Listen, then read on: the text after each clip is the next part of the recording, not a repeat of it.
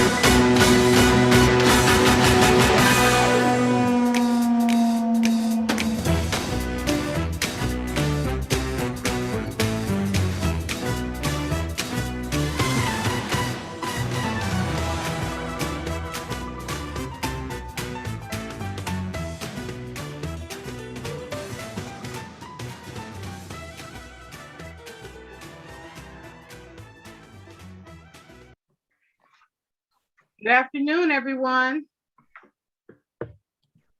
Can you hear me? Good afternoon, Madam President. Okay, good. Hello. Good afternoon. Is our secretary on the call? Okay, let's see here. Let me check the roster and see who the participants. I see we have 29 participants. Let me see who they are.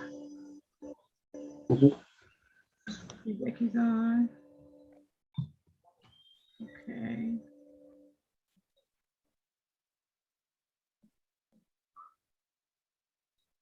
Okay, I'm not seeing her. I do see Becky on. She is our assistant secretary.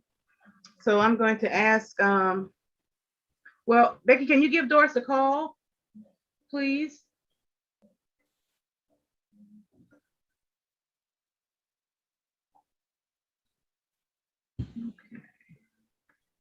Lisa, yeah, Yes, I'll check with her, Barbara. Thank you.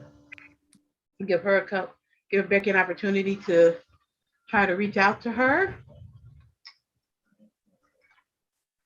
And I hope that everyone, if you went to church today, that you had an enjoyable Spirit-filled Sunday, first Sunday. And also those who didn't, I hope you got some rest. Barbara, she's connecting. Okay, that's fine. Yeah, I hope that, you know, those, if you didn't go to church, that you had a chance to get you a little rest. Okay, let's see here. Okay, I'm pulling on my printer. Also, I'm gonna ask Reverend Terrell Jackson if he will open us up in prayer when that time comes, which it'll be coming shortly. So if he can prepare himself.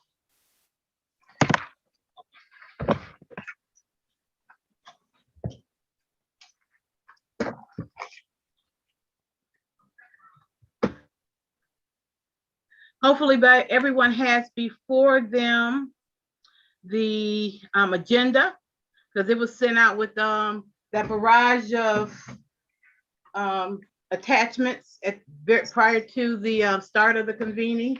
At that time, I'm here. Okay, great. Thank you, Doris.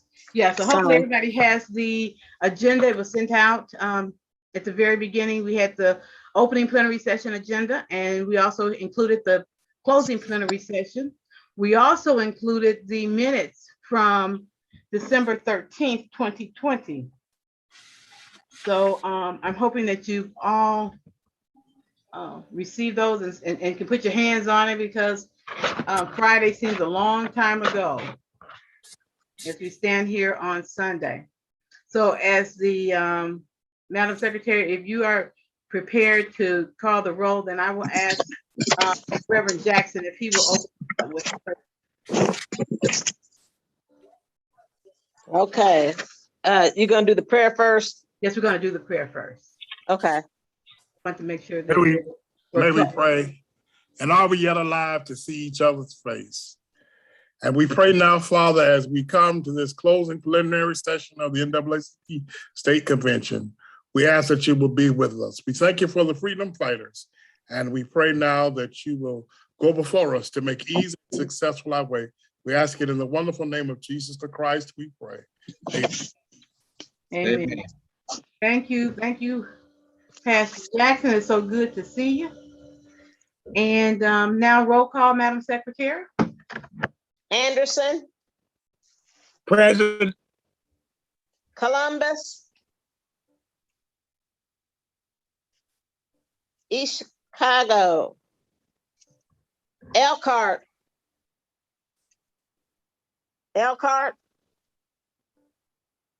Evansville, present. Fort Wayne, Guy Gibbs, Fort Wayne present. Gary, Present. Indy, Present. Indianapolis, Present. Terre Haute, Present. Greencastle, Hammond, Present. Jeffersonville, Present. Kokomo, Kokomo, Lafayette, Lafayette, Marion, Present. Michigan City, Present. Bloomington, Bloomington, Muncie, Present. New Albany, Richmond, Richmond, South Bend, That's it.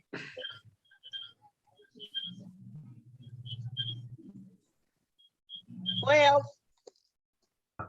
12 out of 18, we do have a quorum. Thank you, Madam Secretary. We're now down to the approval of the minutes. Again, as I stated earlier, hopefully that you all have received the minutes and have had an opportunity to review them. Are there any additions or corrections to the minutes? Hearing none, the minutes will stand approved as distributed. Thank you for that.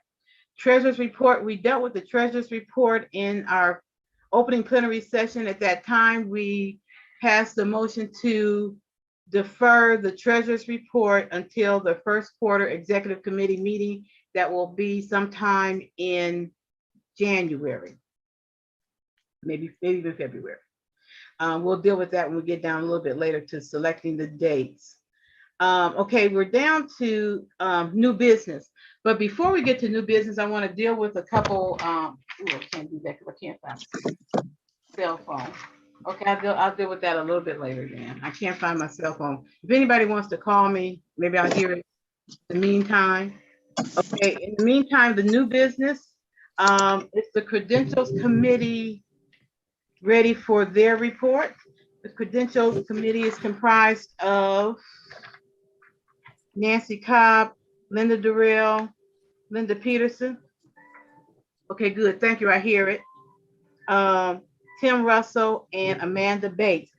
So I don't know who you selected as your chair, but it's the Credentials Committee ready.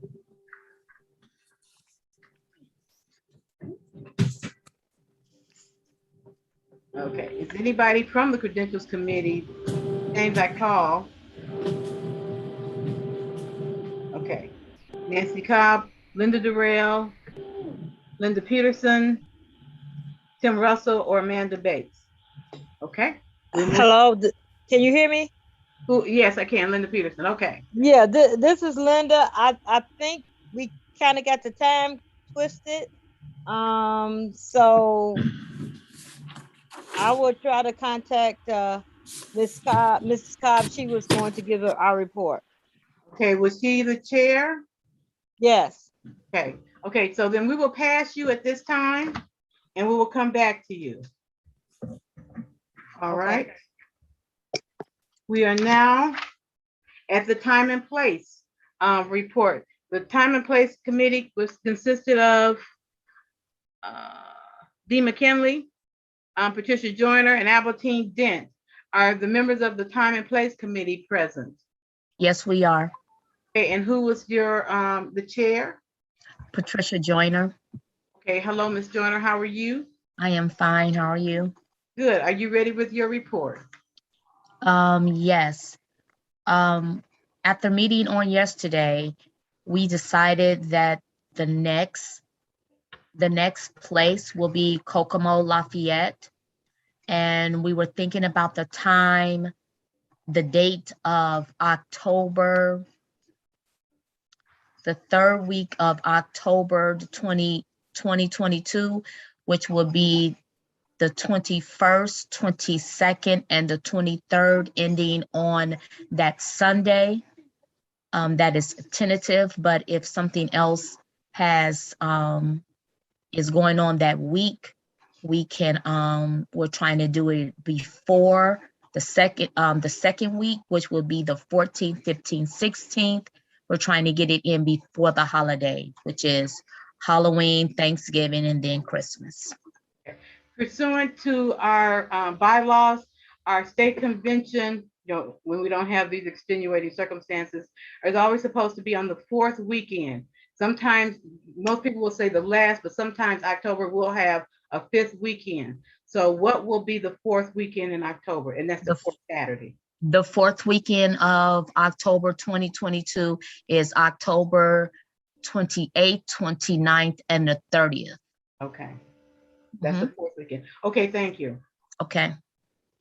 So that will be, and that will be at Lafayette, Kokomo. Yes. Barbara, Other years, yes.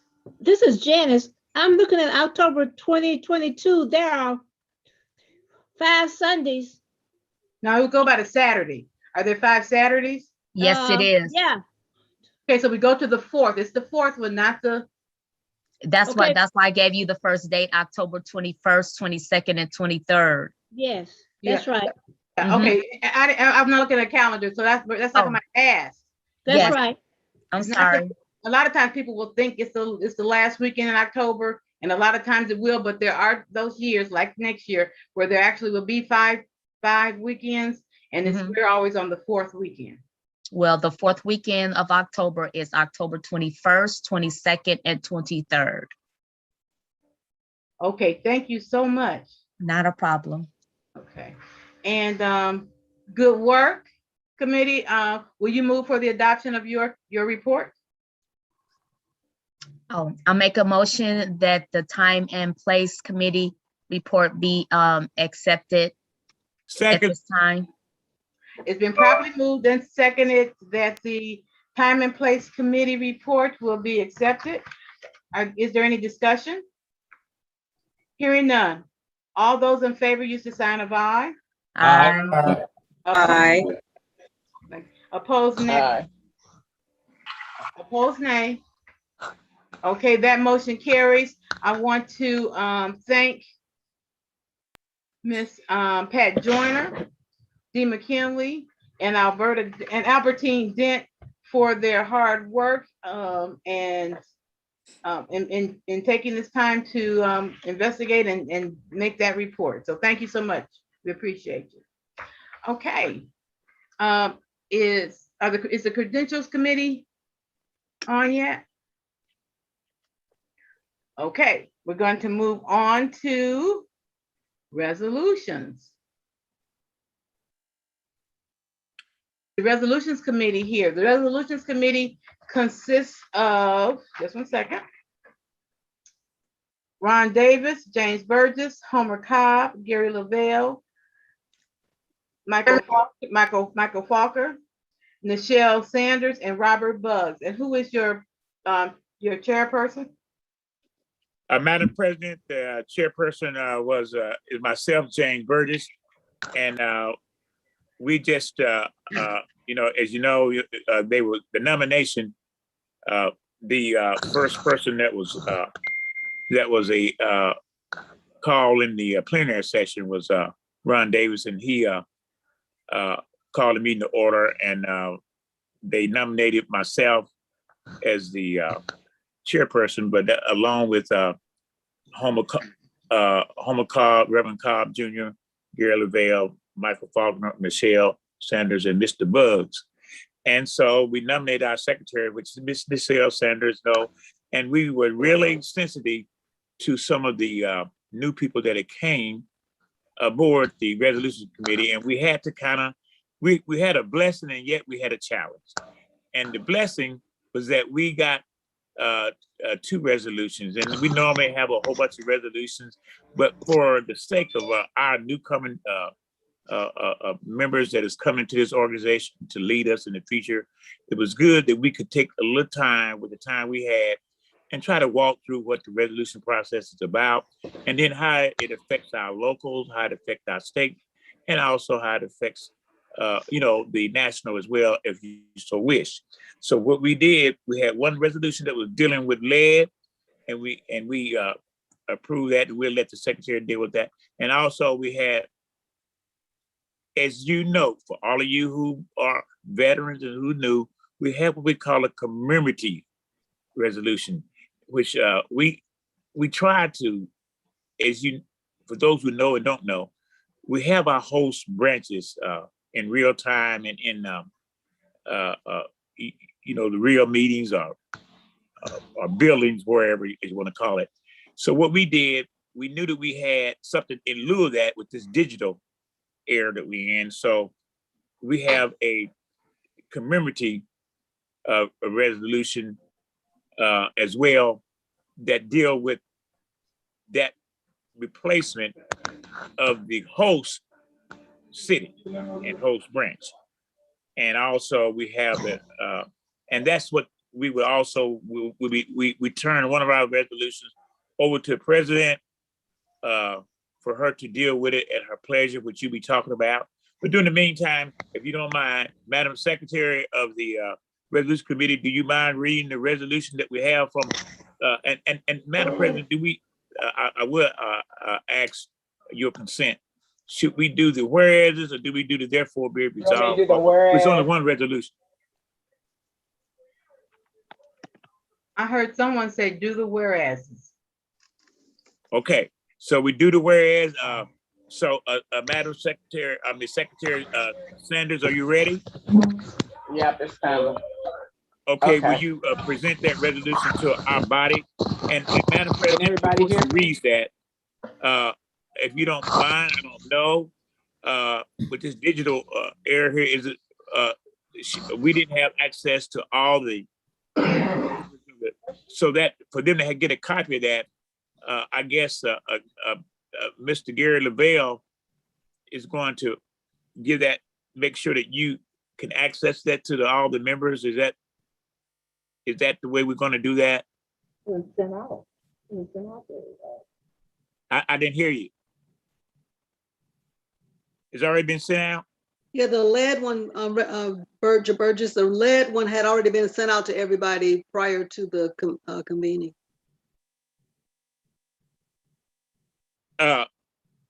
Madam President, okay, so you're taking the place of Madam President right now? No, I was just responding. Okay, before I said that, is that like, by this being digital, what happens is that even though it was sent out, just, it's okay if you want to, all resolution that's sent out has to be approved by the resolution committee.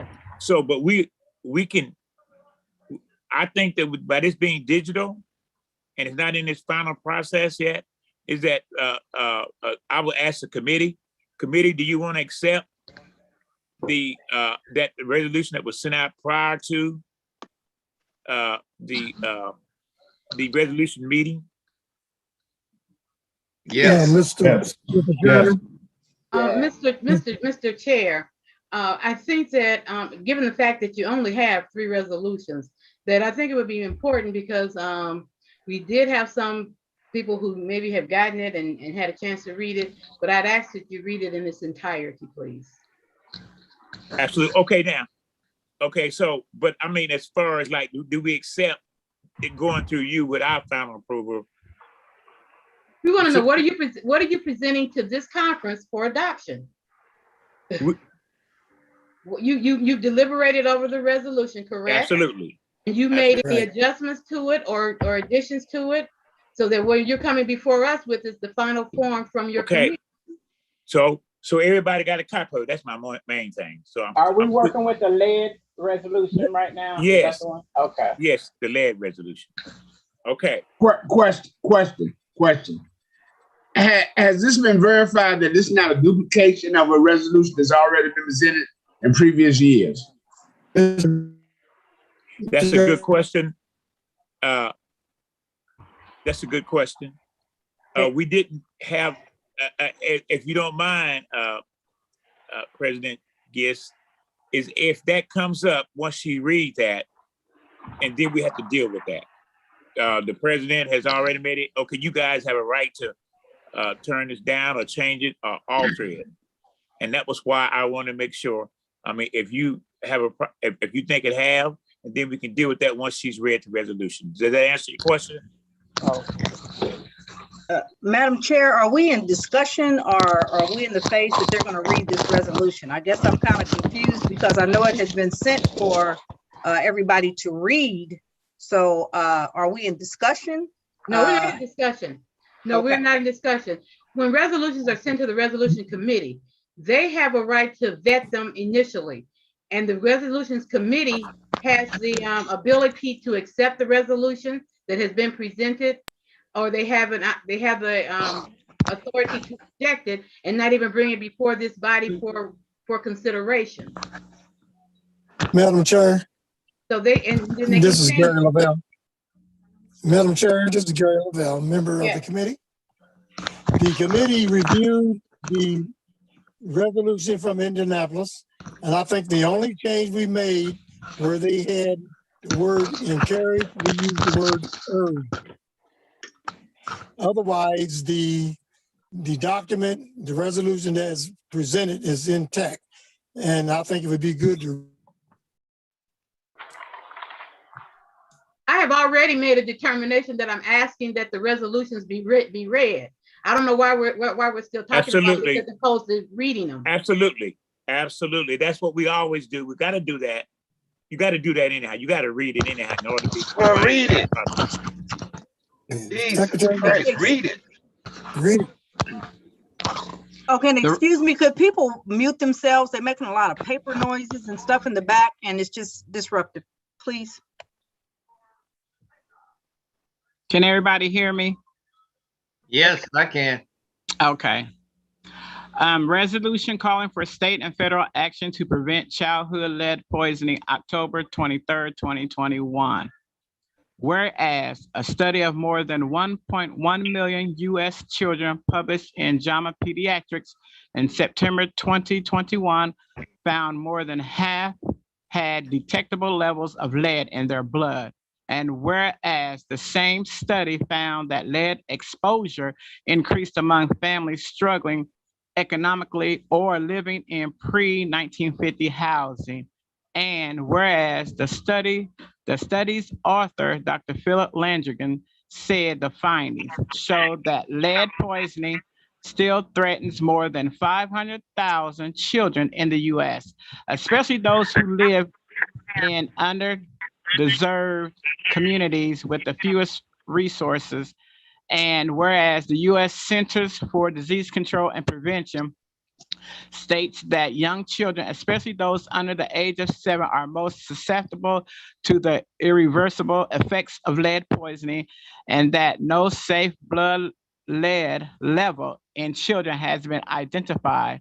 And whereas since children's bodies are not fully developed, lead poisoning in children can cause brain, liver, and kidney damage, slow development, learning or behavior problems, lowered intellect or IQ, hearing loss, and restlessness. And whereas the Indiana Department of Health has proposed changing the state threshold for action on leading poisoning from a blood lead level of 10 micrograms per deciliter to 5 micrograms per deciliter, in line with CDC recommendations and at least 22 other states.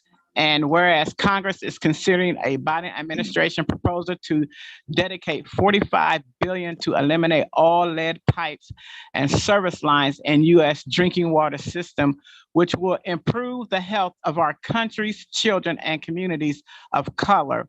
And whereas federal and state funding enables local agencies to work to prevent or address childhood lead poisoning, including blood lead testings in schools, lead abatement and remediation, and case management services for children with elevated blood lead levels to identify and remove the sources of lead.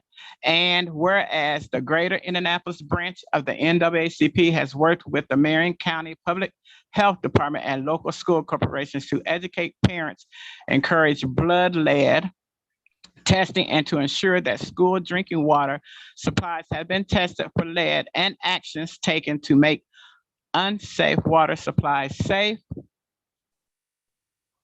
And therefore, Be it resolved by the Greater Indianapolis NAACP Branch 3053 that we encourage, or this is where they say we urge all NAACP branches to contact their public school administrators and local health departments to ensure they have tested school drinking water for lead and reported those results to the public. We call on the Indiana State Board of Health to improve setting the threshold for action on childhood lead poisoning to 5 micrograms per deciliter or less, in line with federal guidance. And at least 22 other states, we support IDOH's plans to dedicate $10.5 million to reduce childhood lead poisoning through improved case management, education, testing, and housing abatement. We call on the Indiana General Assembly to appropriate additional and ongoing funding to lead poisoning prevention programs when the current IDOH 2-year program expires. We support President Biden's proposal to dedicate $45 billion to eliminate all lead pipes and service lines in U.S. drinking water systems. And we call on Congress to include this funding in the infrastructure bill. We encourage the U.S. Environmental Protection Agency and U.S. Department of Housing and Urban Development to offer grants to eligible nonprofit organizations who provide outreach and education on lead poisoning prevention to communities of color. The executive board authorizes the branch president and secretary to present this resolution to the Indiana State Board of Health, Indiana General Assembly, and our branch's congressional representatives. The executive board authorizes the branch president and secretary to present this resolution to the Indiana State Conference of the NAACP for reconsideration as a statewide resolution. Crystal Radcliffe, President, Phyllis Carr, Secretary. That's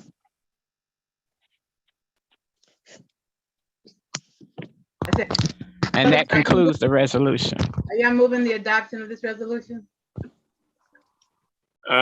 We Madam move, President, Madam President, we move that this resolution with the necessary corrections be adopted by this body. Madam President, Yes.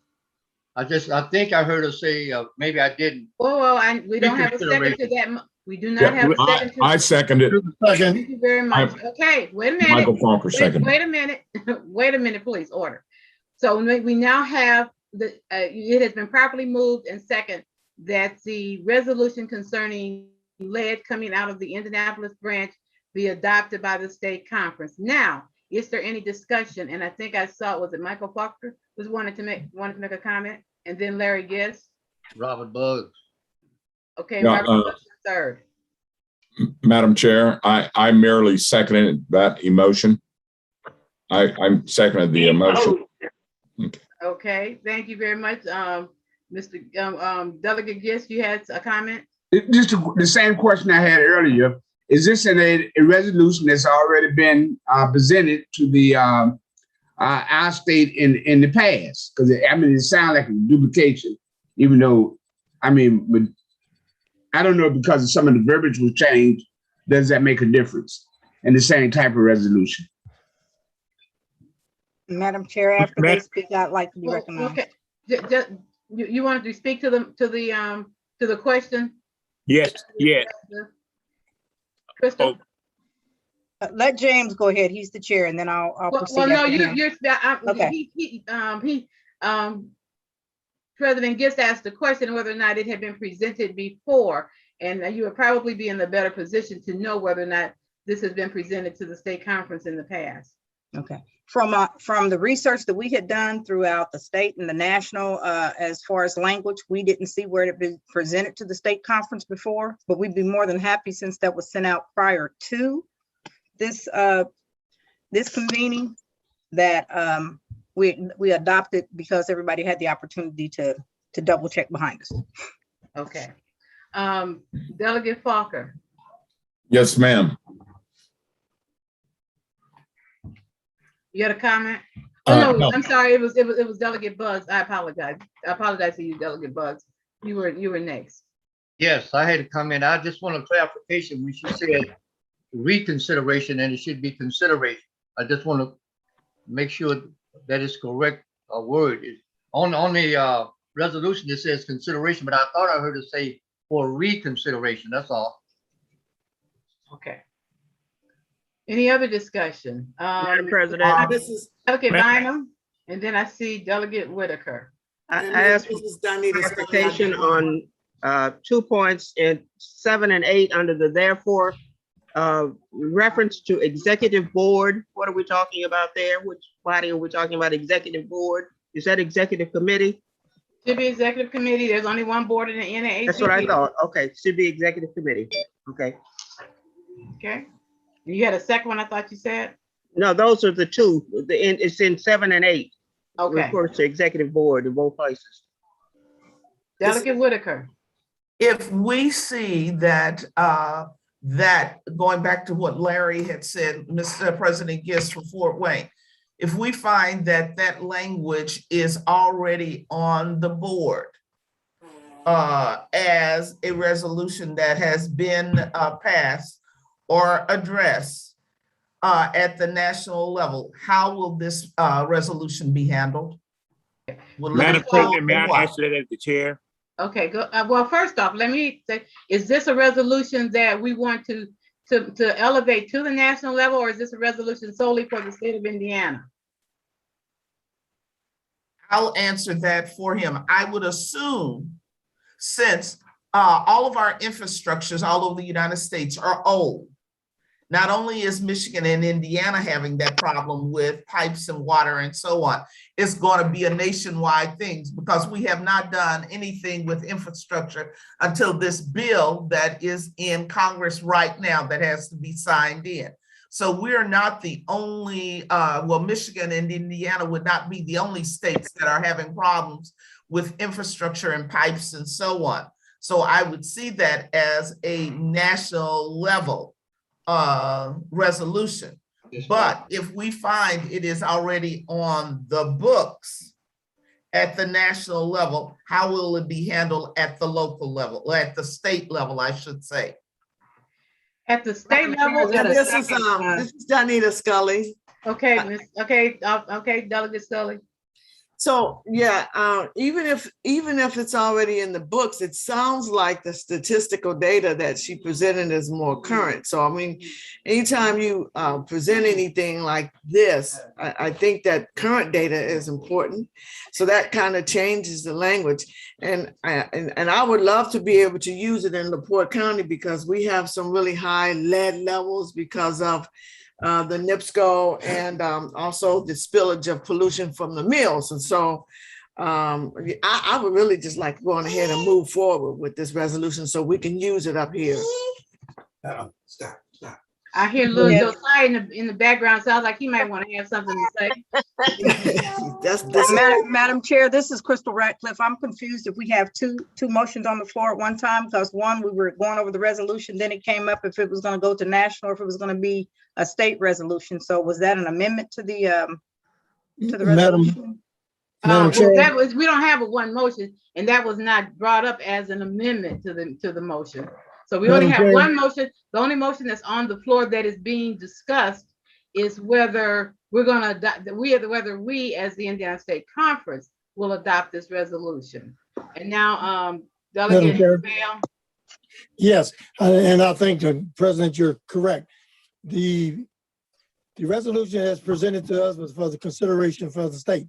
If it has national capability, that is something that we can talk about after we vote on this. Because we know that once it goes to the national, then you're involving with 49 other states in regards to how to respond to that.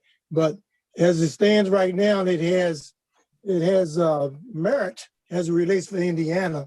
And we voted, as I understood, we voted this particular resolution as it relates to Indiana. I would hope if it has the capability of a national interest, then that we can move it to the national for the convention in July. Thank you. Any other readiness? Madam President, I wanted to address a couple of things, if you don't mind. Does it, on this motion? Yes. Okay, and not related to national. No, it's Okay. related to our process that they were asked. That was a question that was asked. Okay. I don't know if it was answered. Okay, go ahead. And the question was asked by a couple of the delegates about what if you find that this resolution has already been, in the state or wherever. And that only means that the person that finds it will be that you reconfirm the resolution. That's all. So they'll know how we present these things. So we be competent, even if the fact that you can take it and it's nothing to say that these branches can't use this resolution themselves, and make it to work with their local and also the state. But for the purpose of this resolution and the convention is that this was for it to become an Indiana resolution as well, prior to anybody doing anything else with it. That's what I thought that the city and the local Indianapolis branch wanted us to do. And we can sell this to the state conference. Thank you. Yes, sir. Any other unreadiness? Hearing none, all those in favor of the adoption of the resolution as presented dealing with lead that was submitted by the Indianapolis branch, the sign of aye. Aye. Aye. Aye. Opposed, nay. Aye. But opposition is nay. No. Oh. Hearing none, then that resolution is adopted. Thank you, Resolution Committee. Thank you, Indianapolis branch. Resolution Committee, you have something else? Yes, if we don't mind, Gary Lavelle and Secretary Michelle, you guys have the commemorative resolution. Michelle? That's correct. If we could have Michelle, she would read it. All right, hold on. Let me get it. She's so good. We love you, girl. The one you sent me, right? The resolution? Okay. Okay. The resolution, Indiana State NAACP 2021 convening. Whereas the Indiana State NAACP conference held its 2021 from November 5th through the 7th. And I think at that we was supposed to put event to read at like this. Whereas the Indiana State NAACP conference event held its 2021 from November the 5th and 7th. And whereas this event for the year 2021 was again held as a virtual convening of the conference for the second year. And whereas the convening was under the successful leadership of the Indiana State President, Barbara Bowling Williams, ESQ, and whereas President Bowling Williams, with the assistance of the convening planning committee, produced 3 days of events, webinars, recognitions, and awards. And whereas the NAACP delegates, observers, and the general public were well informed, educated, and inspired by the content of said events and sharing of what has transpired as a result of all the branches involved. Be it resolved that the 2021 Indiana State NAACP convening and all that were involved in any way be commended for their hard work and committed efforts on behalf of the Indiana State NAACP and the state of Indiana. Madam President, I move that this resolution be adopted by from the Resolution Committee to the State Conference to be adopted. I second. Thank you. It's been properly moved and seconded that the resolution of commendation to the State Convening 2021 Convening Planning Committee be adopted. Is there any discussion? Hearing none. All those in favor, use the sign of aye. Aye. Aye. Aye. Aye. Those opposed, nay. that motion passes. And thank you so much, Resolutions Committee and Indiana State Conference Convening Delegation, for that resolution of commendation. We appreciate it. Okay, any other resolutions to come from the Resolution Committee? Madam President, that is one of our resolutions has been transferred, but we want to thank all of you, and we want to thank this committee for the hard work for the new and the veterans, and trying to bring you something that you can carry before your branches, or you carry before, for this state conference to ensue these policies for the 2022. And thank you, committee, and thank you, delegates, and Madam President, thank you as well. So before we end up the resolution report, the Resolutions Committee sent to me an emergency resolution for consideration. After reading it, I do believe it has merit sufficient to bring it before the body. I will read it. It's a little bit lengthy, but it's important. So if you can, I will read this so that you can hear it. A resolution to declare racism as a public health safety threat. Whereas racism is a threat to public health and safety and is a paramount social determinant of health, shaping access to resources that create opportunities for health, including public safety, housing, education, and employment, and is a persistent barrier to health equity for all people. Whereas, in addition to having an independent influence on the social determinants of health, racism in and of itself has been proven to have broad-reaching and direct negative impacts on individual health outcomes, as evident by research by the American Journal of Preventative Medicine, the American Journal of Public Health, and the American Academy of Pediatrics, and the Indiana Office of Minority Health. Whereas racial justice is the creation and proactive reinforcement of policies, practices, attitudes, and actions that produce equitable power, access, opportunity, treatment, and outcomes for all people, regardless of race.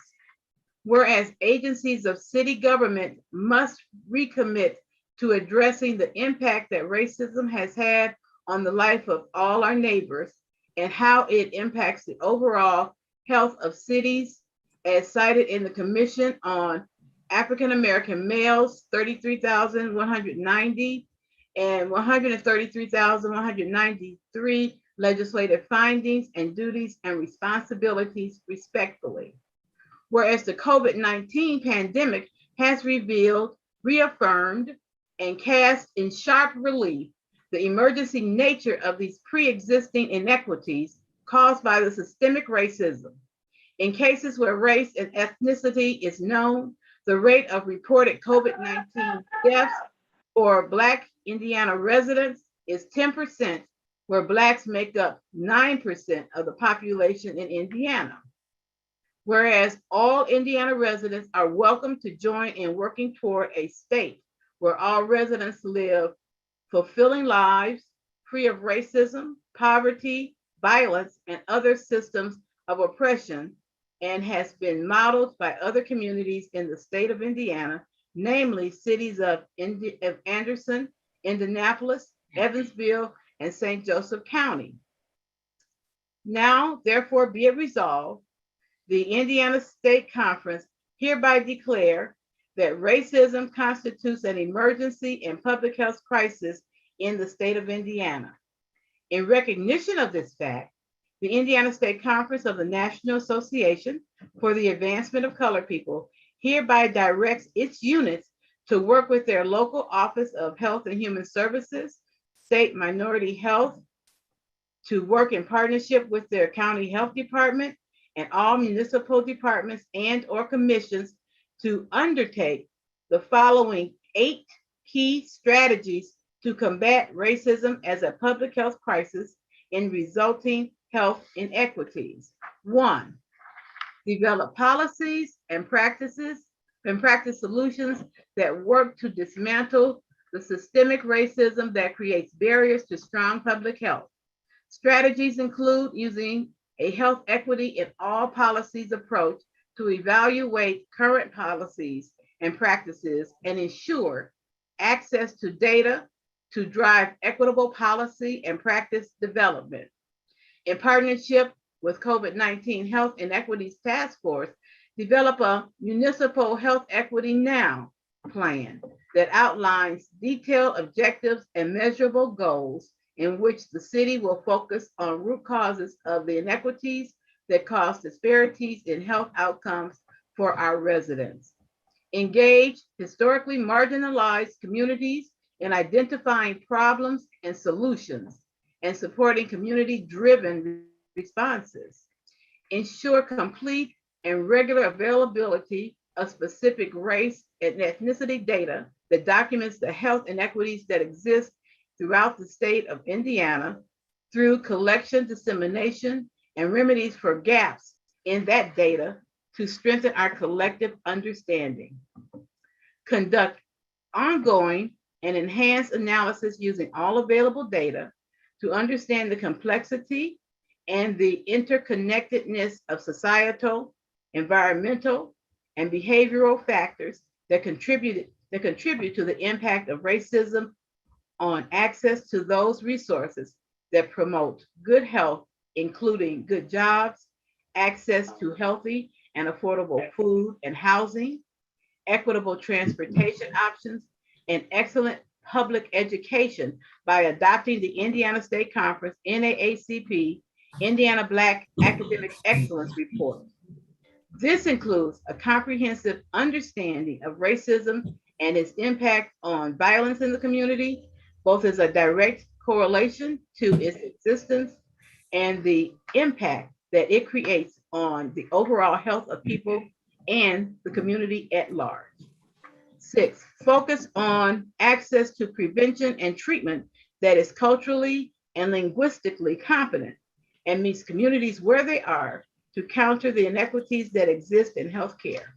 7, develop direct service programs and services to address the negative impact that those inequities have had on specific populations, as well as programs that empower communities to tackle these systemic barriers.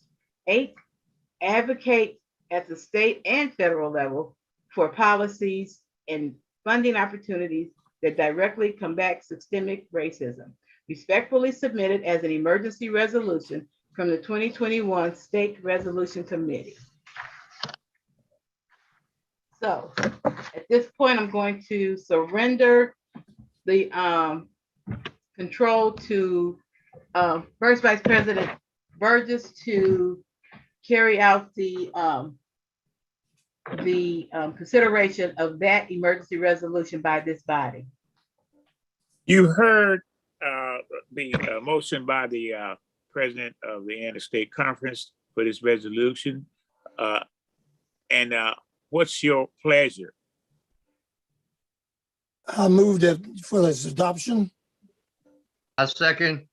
It's been moved and second that the resolution presented by the Indiana State Conference president for the as an emergency resolution be adopted. Question? Being none, all in favor of the motion, use sign of aye. Aye. Those opposed? Aye. Aye. The ayes have it, and I respectfully return the chair back over to the president of the Indiana State Conference. Thank you, sir, for carrying that out, and thank you, Indiana State Conference, for adopting that resolution. And the resolution was brought to me and brought to the State Conference from Anderson. I believe it was their Black Nurses Association. So we don't want to, lose sight of, where we received this. We don't want you to think that, we sat up all night thinking of all of this. So we don't want to take credit where credit is not due. Before we leave that resolution, not only did the Black nurses have participation in it. So did the Indiana Minority Health Coalition at the state level have input in with the Black police officers in the state of Indiana, recognizing that we do have racism, recognizing what happened in the state legislature with our three, and recognizing the violence of what is happening in all of our communities with our children and so on. Thank you very much. Okay, thank you to the resolution committee for your thoughtful work. I'm happy on a personal, let me tell you that they had me set up their meeting last night at 7 o'clock, and at 9 o'clock I said to myself, they're still talking. They're still talking. So they spent hours deliberating on these resolutions and doing the work. That resolutions committee consisting of James Burgess as the chair, Ron Davis, Homer Cobb, Gary Lavelle, Michael Falker, Nichelle Sanders, and Robert Buggs. Thank you all for your service. Madam President, this is Gary Lavelle, member of the committee. I want to say this to the body. We have two very powerful resolutions coming out of this body. We must act on those because they are essential. All we have to do is see what's happening around us. We need to act on this, hopefully, upon the convening of this convention, convening, that before we have our next board meeting, that we do some more work on these items and come up with some strategies, because we are faced with some trying circumstances that are probably a little step or two ahead of us, but we must catch up. But we must do this, people. This is serious stuff. Thank you. Madam President, will the body get copy of these resolutions? Yes, we will send those to not only the branch presidents, but to all of the delegates. So thank you. Get copies of them now that they have been adopted. Okay. Madam President. Yes. Ms. Theresa. Yes, ma'am. I apologize I couldn't get in before the time and place report finished. I wanted to ask a question, if I may, about time and place. Yeah. They limited the report to just the time and place for next year. What about the future ones that were scheduled for Michigan City, Terre Haute, and Evansville for the subsequent years? Okay, I will call Pat Joyner, who's the chair of that committee, to respond to that, whether the time and place committee considered the other subsequent years. Pat, are you still on? Yes, I'm still on. Yes, we considered the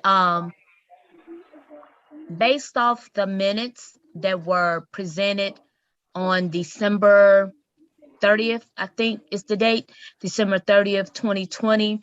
The time and place was already completed for the next couple of years. So even though the minutes reflect that 2022, we're supposed to be in Michigan City, we're going to start at the beginning and start from Kokomo to Lafayette if we are meeting in person. The schedule was put together, so if we will meet in person, we will go by that schedule. Since we have been convening these last couple of years, we're just going to give the opportunity to the first, which was Kokomo and Lafayette. If they decline to host the state convening, the state convention next year, we will go to the following, the next person on the list, which would be Michigan City. So if Kokomo and Lafayette decline, then we will go to Michigan City. So my question is, did you have, excuse me, so my question to the committee is, did you have a discussion with those subsequent cities, branches, as to whether they were interested in hosting the committee a year past what originally had been stated last year, given our circumstances? Yes, I spoke to President West of Michigan City, and I told him that we were supposed to be coming there.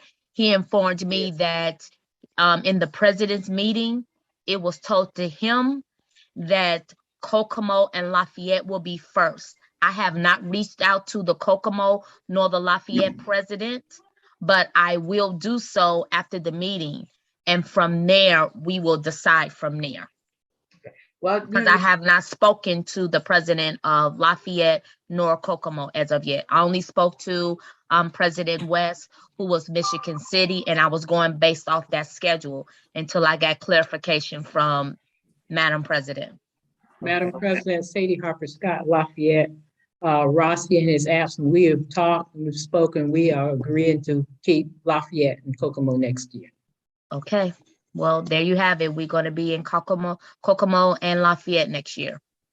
So I guess I don't want to disrespect the other branches that have already lined up. We certainly want to go back to them, given the fact that now they are another year out. So Michigan City, I do know that the president is on the line. I don't know if he's prepared to say whether they are still interested in then doing 2023 or not.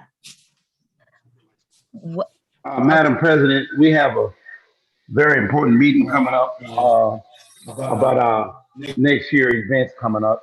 She said, do you want to do it in 2023 or not? Yeah, I know what she said, Donita, but I really want to make sure that we're going to be in position to do this. Okay. So if there's any way, do I have to give you an answer like right now? No, you don't have to give an answer. You can go back because again, you were signing up for a certain year, and so that you're not. So what we will do is that Lafayette Kokomo have already said they will do 2022.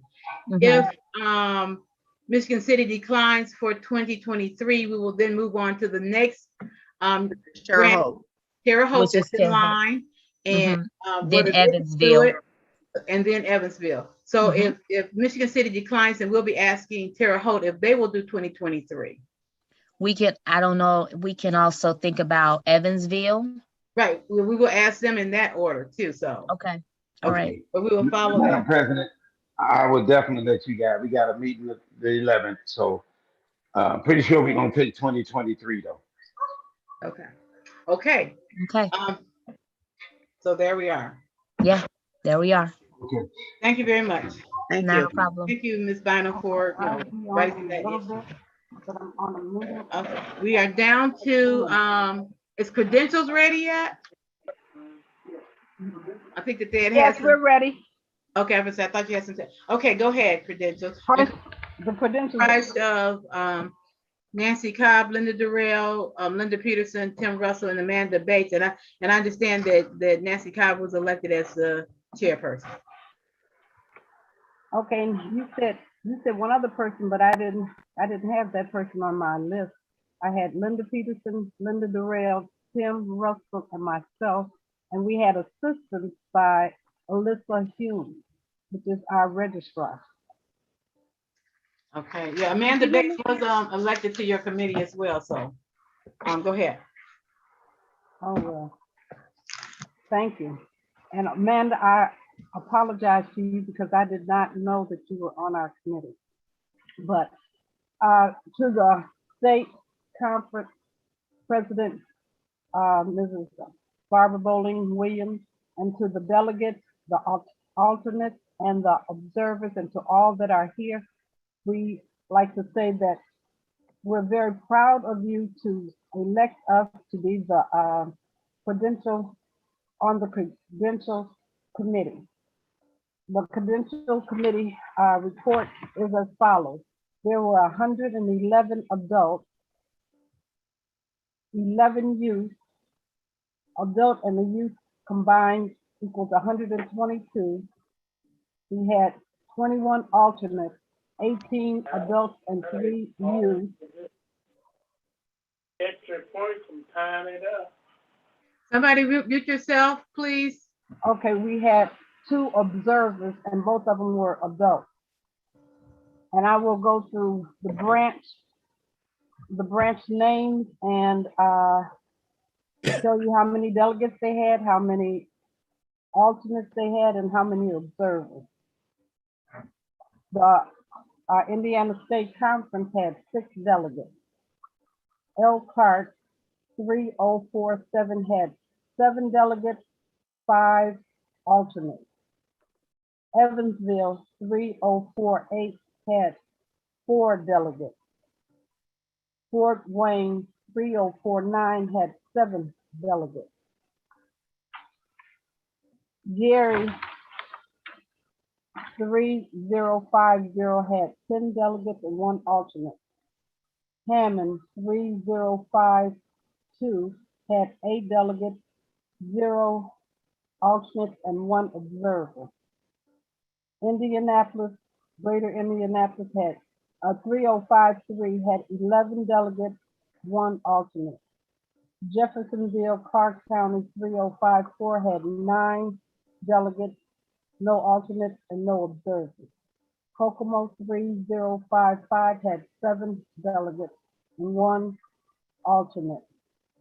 Lafayette, West Lafayette 3056 had 0 delegates, 7 alternates, and 0 observers. Anderson, Madison County 3058 had 9 delegates, 0 alternates, and 0 observers. LaPorte, Marion,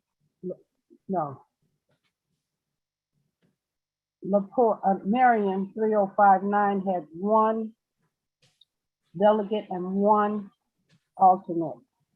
Michigan City, LaPorte County 3061 had 8 delegates and 1 alternate. Monroe County 3062 had 1 delegate and 1 alternate.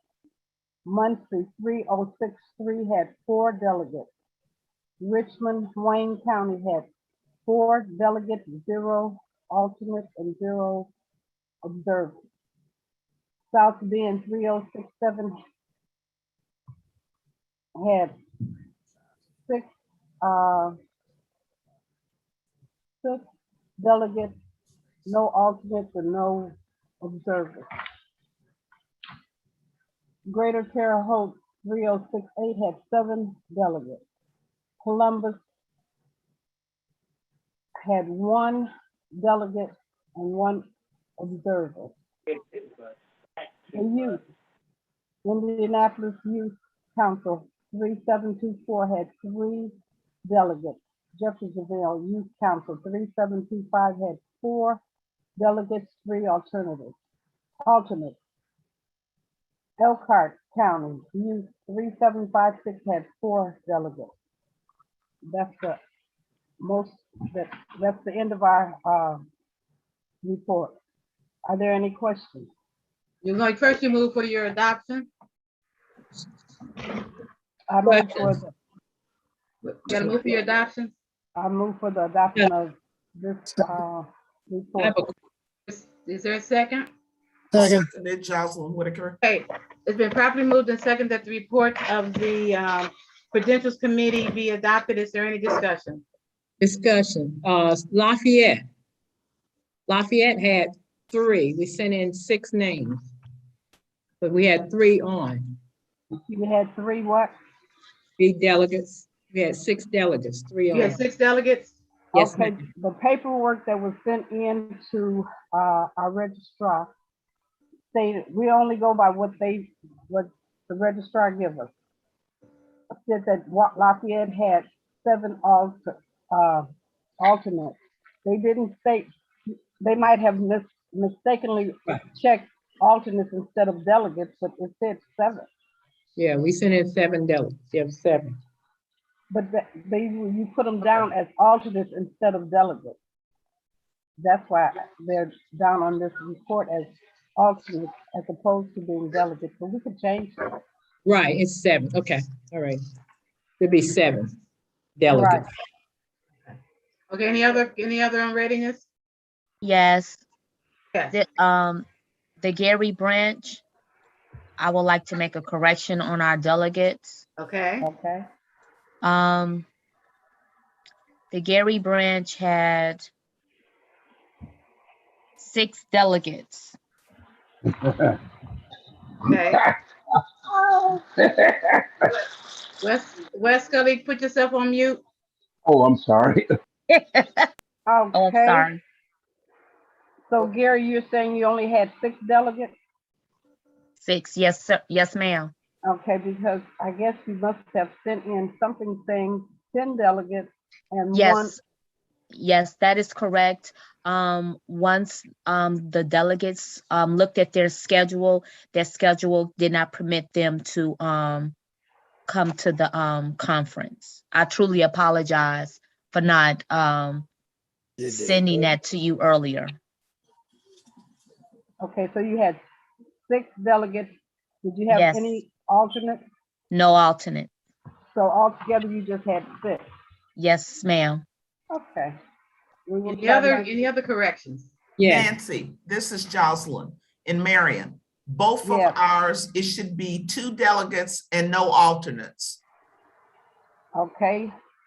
For Marion, I had 1 delegate and 1 alternate, but I will change it to 2 delegates. Delegates. Because you paid for both anyway. Thank you. Thank you. Madam President, from Anderson Sir? 358, I was on the assumption that there were 10 delegates and no alternates. For who? But 3058, Anderson, Madison County. Okay, you said you believe you had 10 and no alternate. Yes. Well, we have you down for 9 delegates, no alternates, just for 9 altogether. Okay, it was 10, so that's we sent that in and we calculated that per the check that we sent in. Okay, We will any look other into it and unreadiness? we Thank you, take- we're taking those notes. Any other Right. unreadiness? Yeah, I just want to make Chairman Cobb's make sure Lafayette, West Lafayette reflects 7 delegates and no alternates. Right. Thank you. Question. Yes, sir. Just a question. Now, does that make a difference on the people that were delegates that were not, but they were alternates, were unable to vote as a delegate? Would that have any bearing on the situation of the on our election? Just a question. That From what the report was, it said that there were 122 delegates is what this report said. If you look at the report that came from National, there were 131 delegates who voted. So with these corrections right now, and I've been writing them down, we're right now is at 130. So that's more in line with who actually voted. So I guess at some point, the right number and right names and stuff went in, but for whatever reason, I guess the report didn't catch up with it.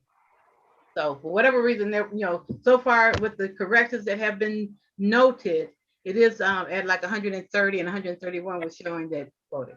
Okay. Okay. Is that it? Is that the end of your report? Okay, because we were doing unreadiness. Any other unreadiness? Okay. Thank you. Thank you. Credentials. All in favor? Huh? You have to finish it. Madam All in favor? President. Yes. Madam President. Yes, Madam Secretary. Yes. This is Cora Breckenridge. Oh. Madam. Yes, ma'am. Madam President. Okay, yes. Yes, my unreadiness is that regarding the report from the Credentials Committee, they said that Elkhart had 7 delegates and 5 alternates, but we really had 12 delegates. One of our problems was that, and we paid, we sent in the credentials for 12 delegates, but we did have some errors in the emails for the delegates. And that is why 5 of our delegates were unable to vote. You had to have everything exactly correct. But I would like for the Credentials Committee to, even if they go back, they will see that Elkhart Branch sent in the names for 12 delegates. Okay, we will be talking to, well, we're going, giving this information to the person who handled, the registration list so that she can review her records. Anybody, anything else? Anybody else? Okay. Yes, this is Doris again. Could Nancy, could you send me a copy of your report so I can send it out to people? Yes, I'm going to, as soon as we finish this, I'm going to send it to you. Okay, thank you. Mhm.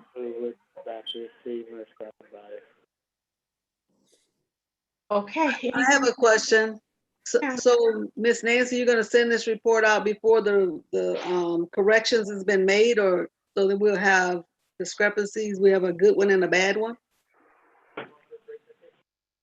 I guess, yeah, I guess, well, we want to get back, I guess we want to get with the registration and check the documents that were sent in so that we can get a verification that way.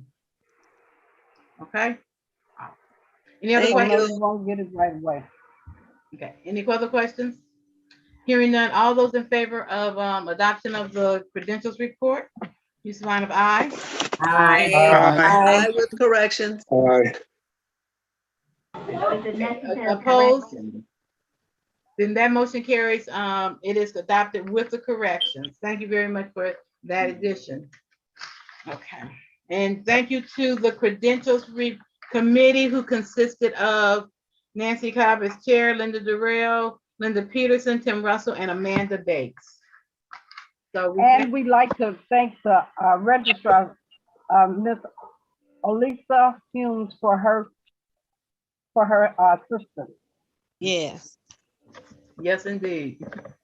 Okay, we are down to convening planning report. Ms. Doris McDougal. Yes, this year I had the honor of being the liaison between Front Runner and our group. I want to thank everyone for a very successful convening. Anybody that had any part toward the convening, thank you so much. As Rosetta Minifield used to say, when we work together, expect a masterpiece. And Front Runner has been an absolute miracle worker. They have so much patience and expertise. And I'm sure Bill, my brother, who used to, this was his baby, he and Becky's baby, this convening. I'm sure he's smiling from above and is very proud of all of us. And all I can say is thank you. Great job. Thank you so much. And I think it would be important to identify who the people were on the planning committee. Are you prepared to do that? No. Okay. Well, then let me see if I can do it. Let me switch so I can go and see who's on this email list. Because we all had everybody had assignments and they worked diligently. So I can see if I can do this right quick because they really have done a yeoman's job and they deserve some recognition by name. I'm just so proud of this convening planning committee. And let me tell you this, last year everything was so seamless. Becky did this by herself, really technically. And this year we divided her task out because she advised us that she just could not do this all again by herself. And we divided those tasks. And let me tell you, for the first time in my entire life, I was sitting in my car screaming. So I know the feeling. The trial by fire. So we really didn't know, on the job training. That was lessons what she had been for us. That's right. I'm telling you, it was something else. It was something else. Come on now, how did I find this out? And while you're trying to find that, it makes a big difference when it's split out. And I think we'll get better when we do the procedures for each piece so that if anybody else new comes in place, they'll be able to handle it. Right. Yeah, training would have been nice. This was his estate planner.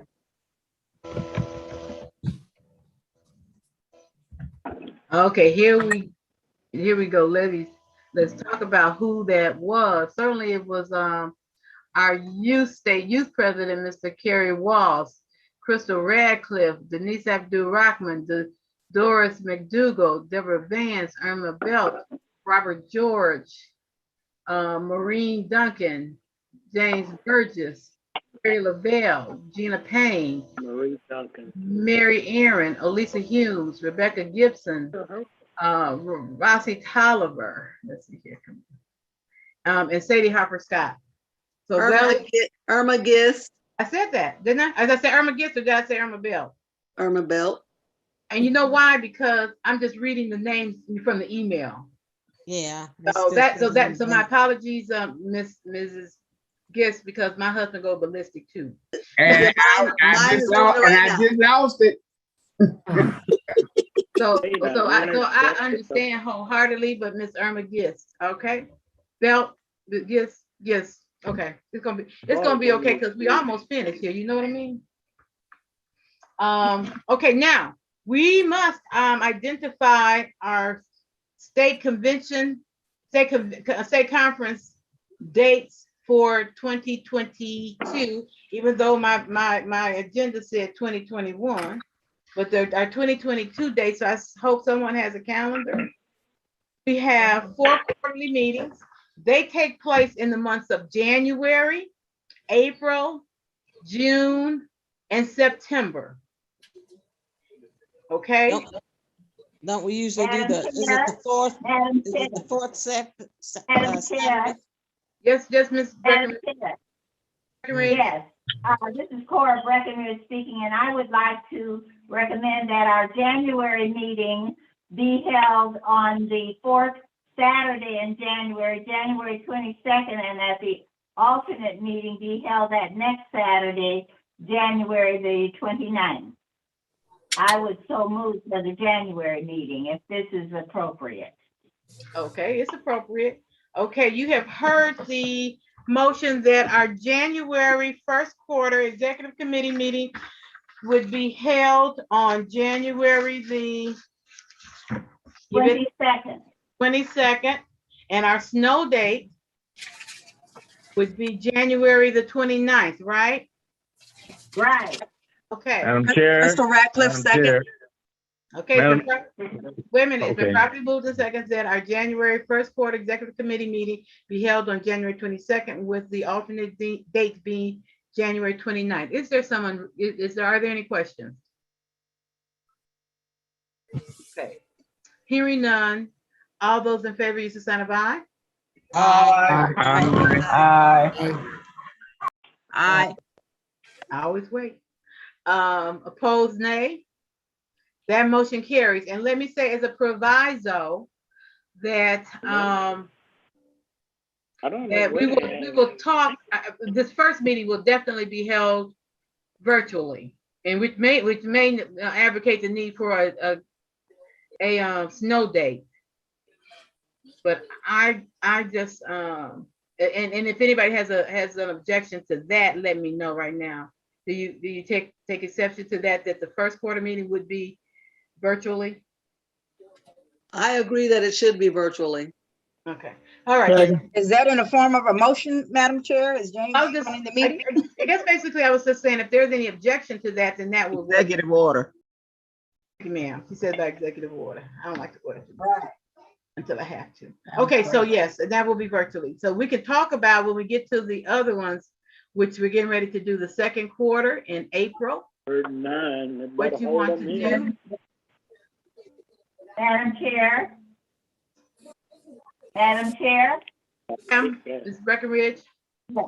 Yes, Cora Breckenridge speaking. I would recommend that we have our April Executive Committee meeting on Saturday, April the 23rd, and that the Saturday, April the 30th be the alternate date if we need an alternate date. So Mr. Breckenridge, we typically do not have an alternate date for anything except January when we talk about snow. So, Okay, well, I would move that we have our April meeting on the fourth Saturday in April, which is Saturday, April the 23rd. okay, you have heard that as a recommendation. Is that a motion? Is that a motion? I made a motion and. Oh, I'm sorry. I'll second it. Second it. Right, this is Reverend B. A second with you. Reverend Breckenridge. It's properly moved and second that our second quarter meeting be held on April the 23rd. Is there any discussion about that? Does anybody have if you have any discussion about that? Okay, hearing none. All those in favor use the sound of aye. Aye. Aye. Opposed, nay. That motion carries. And let me say, with respect to the April meeting, in January, we can make a determination then whether April will be in person or virtual. I don't want to make that decision right now. Is that okay with everyone? Yeah. That's fine. Yeah. Okay, our third quarter meeting is June. So Madam Chair. Delegate Breckenridge. Yes, Madam Chair, I would recommend that we have our June meeting the fourth Saturday in June, which is June the 25th. I would so move. Reverend B, I second. Second. Properly moved that the third quarter meeting, executive committee meeting be held June the 25th. Are there any questions on that one? Fourth quarter. Hearing none. Hearing none. All those in favor use the sign of aye. Aye. Opposed? That motion carries. Now we're down to our September fourth quarter executive committee meeting. Madam Chair. That's Delegate Breckenridge. Yes, I would recommend that we have our September quarterly executive committee meeting on the 24th of September, which is the fourth Saturday in September, and I would so move. Reverend B, I second. It's been properly moved and seconded to the fourth quarter executive committee meeting would be September the 24th. Is there any unreadiness? Hearing none. All those in favor of aye? Aye. Opposed, nay? Okay, now let me say this to you delegates. You have unanimously voted on all of these dates. So I should not hear that we can't make any of these dates because we have set a freedom fund, we have set a picnic, we have set anything on those dates because you have now said that those dates are available for you to attend the quarterly meeting as has been determined.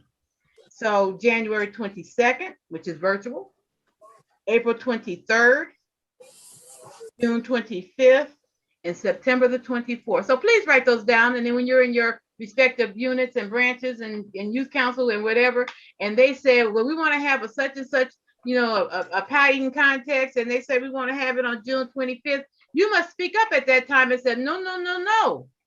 The state conference quarterly meeting is on that day. We cannot have anything as an NAACP organization. Or can you support any other community group? Because NAACP is having this. So when you're in your other meetings, you ought to be able to speak up when they're proposing things, because we know you are members of other organizations and entities, but you should be saying to them, no, no, no, no. NAACP state executive committee meeting is on this date. So if you want to have that date, don't expect us to be there. And you have it. Is that understood? Question. Yes, ma'am. Okay, Question. thank you very much. Thank you very much. You will be putting all that in writing, right? Sending it to us. Yes. Question. Is all the locations going to be in Indianapolis, or are we going to change up? We haven't discussed anything This in person. No. Okay, again, we have not discussed about in person, and like I said, in January, we'll talk about what happens in April. We'll talk about what happens, and you know, it has been our tradition when we were in person that branches could ask to host the executive committee meetings. We've done that. We've moved around the state for those meetings. Ideally, because there may be some units that are too small to actually host a state convention. So, but they're large enough to host the state executive committee meetings. So we'll talk about that in January about what happens going forward for April, June, and September. September is always in the location. Yeah, I was just going to ask about location. Exactly where the convention is going to be. So we know September meeting will be in Lafayette, Kokomo. Madam President, may I have a point of special privilege? Okay, go ahead. For some who may or may not know, we do have a new Black person on the board of Ivy Tech. I think that it would be a good opportunity again, like in favor of what our brother may rest in heaven, Bill Goins, when he was chairman of the Ivy Tech, that where we have those meetings, we should recommit ourselves to having those meetings at wherever it be, maybe at an Ivy Tech. We could they extended that offer, and also the new president. And I think that we should do that, especially in honor of Bill Goins as well. Well, I don't want to stifle if we're having something in person, I don't want to stifle the branch into where they want for their location. So let's be loose on that. We don't want to dictate at this point the location.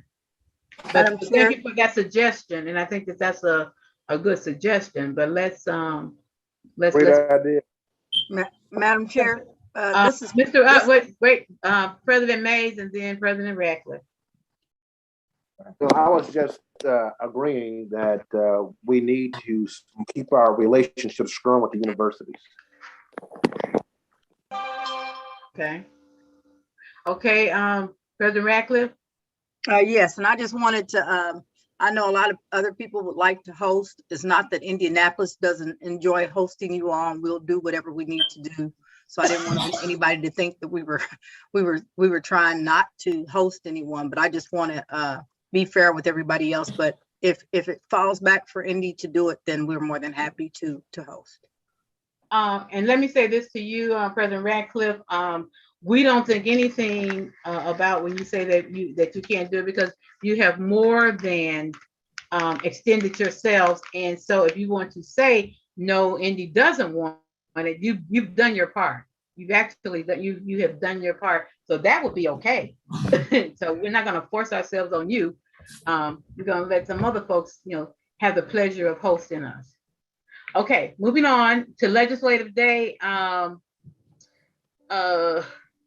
President Harper Scott has already made contact with the State House and has secured a tentative date of February the 28th for our Legislative Day. So we're bringing that before you. I don't know if President Harper Scott, if you want to speak to that. Yes, we are ready for the 28th. So please put that on your schedule and start getting those that are interested in going so that we can actually have a wonderful event like we did this year earlier. Thank you.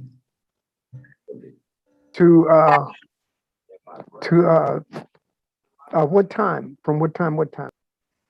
We will be our 10 o'clock until last year we cut it to, I think, 1:30. We certainly will be on that. We have it 10 to 2. So if you have your sororities, your organizations, or those that are willing to be fruitful for us, we certainly want to enjoy taking it to the next level, just as we did last year. So certainly I thank you for all you do in supporting our Legislative Day. Okay. Anything else? So is there a motion for February 28th, 2022 to be our Legislative Day. So move. Second. Second by Jocelyn Whitaker. It's been properly moved in seconds that Legislative Day be February 28th, 2022. All those in favor use the sign of aye. Aye. Aye. Opposed? Aye. Hearing no votes to the contrary, February 28th. And let me tell you, we went down this year with no intentions to go down and be doing anything in person, but it was critical given what had happened in the State House that time in March. So it was critical for us to be there, and it was productive that we were there. So our presence makes a difference. All of our representatives, people who are people of color, have said to us they need us to be down there. And if at all possible, and you can put it in your schedule, to just go down there periodically, and let your faces be known and be shown. But it's absolutely important that we do get there. And as President Sadie Harper Scott said, that one year we were there with Delta Sigma Theta. So it would be nice at this point if we will invite the Divine Nine to join us. Many of them have their own legislative days, but some don't. To involve the League of Women Voters, to involve other, I know one time we were there with the SEIU, so union organizations, but they need to see that we're concerned with what's going on down there, and and our people, our representatives are not to be disrespected. If we don't stand up for them, who will? And we must not accept anything. We must not just accept anything. So, Madam President. Madam Chair. Dee McKinley, please. And I just have a question. Are any of the civil rights agencies, including the state civil rights agencies, a part of Legislative Day, or have they been approached to do so? They have not been approached, but that doesn't mean that we should not be approaching them and be happy to do that. So you're talking about Wilson. I'm talking about the Indiana State Civil Rights Commission, the Fort Wayne Metropolitan Human Relations Commission, Gary Human Relations Commission, any city that has a civil rights agency that investigate complaints of discrimination. They should be a part of Legislative Day as well. I absolutely agree with you. And a lot of times it hasn't happened because nobody has brought it to our attention. So we're absolutely not opposed to it, and in fact, welcome it. And so I appreciate you raising that. Madam President, we did have Chief Rick Hite when he was the Civil Rights Director. He was there with us. So certainly we welcome all of you. If you can send us a list of those, we certainly will be happy to reach out to those. And they certainly will be happy to partner with us. If you remember, Chief Rick Hite was the Civil Rights Director, and he was with us one year. Okay. So certainly, please get that information to us. If you can send those names now, we want to start getting that information out early so that people can put us on their calendar. Because February will be here before you know it. Well, I don't know all of them, but I would ask that the presidents of each one of our cities where there is a civil rights agency to get that information to Ms. Sadie Harper. Please. Yeah, and we've asked it over and over. So if you start getting it. Can't hear you. Yes, can you hear me? Yeah. Okay. Yes, we've asked that every year. So if you can get me that information, we will send them a personal invitation. So get that information to us, please. And on that same note, we here in Fort Wayne, we back to endorse the hate crime bill again at this year's at the Legislative Day. And I don't know what's going to happen on that day, but we have put a group together with different fraternities, different sororities and fraternities, the Shriners, the NAACP, that we're going to introduce this bill once again, because, we really don't have a real hate crime bill. Now, I have been talking with several of the people in the Black Caucus so that this bill can get back, put back on the table in January. What bill is that again? The hate crime bill, a real Oh, hate crime bill. Oh, yes, absolutely. Thank you very much. Mhm. You're absolutely right. I just speak about that whenever I get a chance. And also, Madam President, I want to say, I also, again, want to say thank you to those branches this year for Legislature Day who reached in their pocket at the last minute because we didn't have funding to get it nationwide and get it done by front runner, but it worked out. So certainly I will be reaching out to you because I know that we haven't been raising money and doing anything this year. So certainly we do want our Legislative Day to reach nationwide, and it did last year. So certainly make sure that you check your emails, so we will be moving in that direction again this time for those who still do not feel comfortable in coming to the State House. But last year we was filled with people. We enjoyed it, but we want to reach those who are physically and not able to get out. We want their voices to know that they can hear us live. Thank you. We were socially distancing. Yes. We were safe. All right, so now we, Madam Chair, Yes. I had my hand up a couple times. I'm sorry. Okay, I didn't see it. Okay. Okay. I was gonna ask, not to be intrusive or anything, but a lot of times we get people down, and when we go through our program, people leave before they actually go see our legislators. Is there any way that we can look at trying to have people go earlier and then around lunchtime, maybe we do our recognitions, because that's what we're there for us to meet with our legislators. And then when people just come for the, to hear the legislators and leave, then we're not impacting the legislators when we're there. Yeah, and what should occur is that you should make an appointment to meet with your representative, letting them know we're going to be down there, and you know enough time now. You can contact them and say, we're going to be at the State House on February 28th. I'd like to schedule an appointment to meet with you. So that's what should happen. Each person already have an appointment. So, just going knocking on their door and they don't know you're coming is not going to serve you. But if you've already scheduled that appointment, then they're looking for you, and then you will be able to meet with them. Very good. Okay. We should have an agenda too. True. And no bugs. True. And President Gist has already told us that we want to put that hate crime bill back on our agenda. Well, this kind of never came off our agenda, but we want to make that front and center. And I don't believe that they ever passed the Byron Radcliffe's bill, the stopping, what is it? Crystal, help me.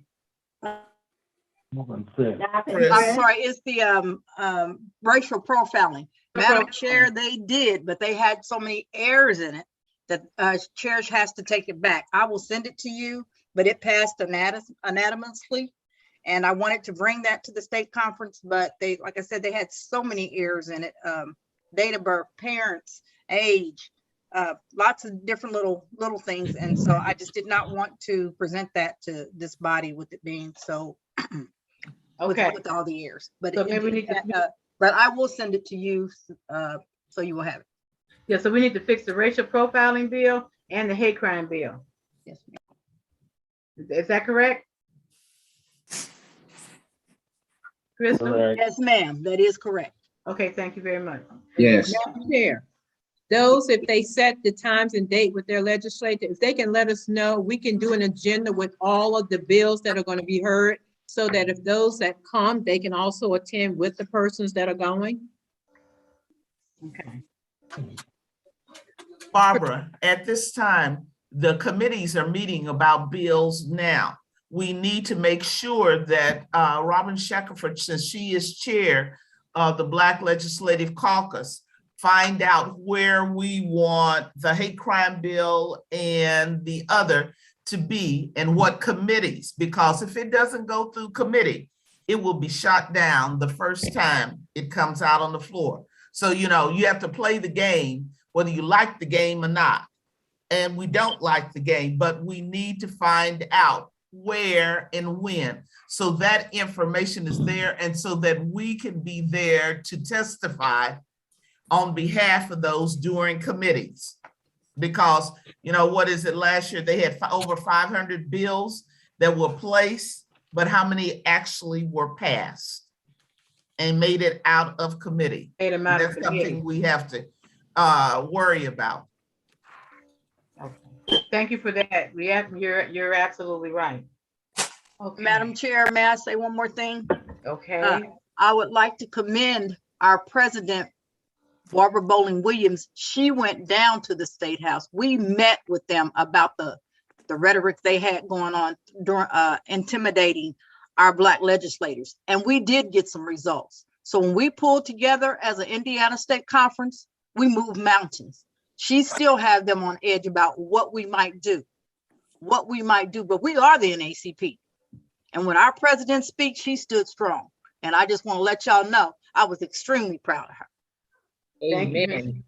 Thank you very much. Katie was there with us too. Yep. Yep. Amen. Amen. Okay, I have Youth Summit on the Education Summit on here, and I'm not sure if I see the delegate has put the John Lewis bill. Those are federal bills that certainly we support, and we need to support our contact our national legislators, our U.S. congressmen and U.S. senators about those bills. Education Summit, I don't know if Deborah Vance is on the line. I don't know if she's even given thought, because we have not had an Education Summit in several years, and we do understand why. The same thing about Youth Summit, and we do know why, but I think we need to start thinking about both of those, especially the Education Summit, with our groundbreaking report. So I want to just put those down there so they don't get lost, and that they are in our minds. State convention, we've already talked about. We already talked about the date. This is the same date that was listed, with one exception, is that I have it down on the 20th, which is kind of like that Thursday, which is kind of using as not necessarily a official convention date, but as one where we may even talk about a particular subject matter, or getting in so that we'll be in place by the 21st. Announcements. Okay. Madam President, are Yes, you ma'am. saying that, Mrs. Breckenridge, that our state convention in 2022 will be the weekend of October 22nd? Is that what you're saying? Yeah, 21st is the first day. I think that's that Friday, and concluded on the 23rd. Okay, thank you. Okay. Announcements. Elections. All of you know, because I did announce it, that there was a problem with our election, that one person's name was left off the at-large ballot. I had I spoke with the delegate, and based upon that conversation, I sent a text message to National explaining what happened, and as a possible solution, which would be that we would conduct that race again, doing the same process since it was done electronically using Election Buddy. There's no reason why, we already have the email addresses, subject to correcting some of those, because if you note that National even said 20 of the ballots were not delivered because we did have incorrect addresses, but that we would, but that on a date certain, National would send the ballot out, and you would know again what that date certain was going to be, would send that ballot out electronically, that the polls would be open again for 4 hours, where people will have an opportunity to vote. And at the close of that 4 hours, National will let us know what the results of the election are. Larry, yes, I see your hand is up. Yeah, but everything has already been posted. So, I mean, what's going to happen with those that already think that they have won, or we're going to have a recount? We're having we're having a re-election. It's going to be a new election for the at-large people. Okay, but I'm just saying everything for the at-large people has already been posted.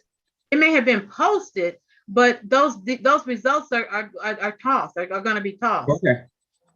Yeah, So everybody can add their name to the list now? Oh no. I just wondered. Only the name that was omitted that was supposed to be there and was not was omitted. Oh, y'all That was- omitted me, huh? Okay. That Madam President, Madam President, Just kidding, Barbara, just kidding, I'm sorry. No, were no, the you- names that were withdrawn going to be taken off of that ballot?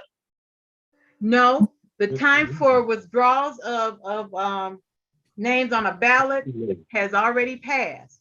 That ballot would go out just the same under the at-large race, not the other races, not the officers.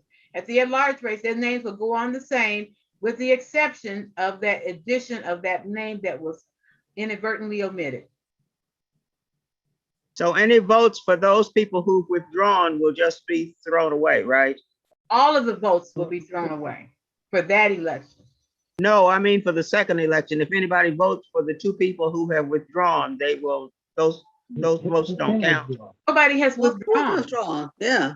Nobody has. But your note said that two people had withdrawn. No, nobody has withdrawn. No, nobody has withdrawn.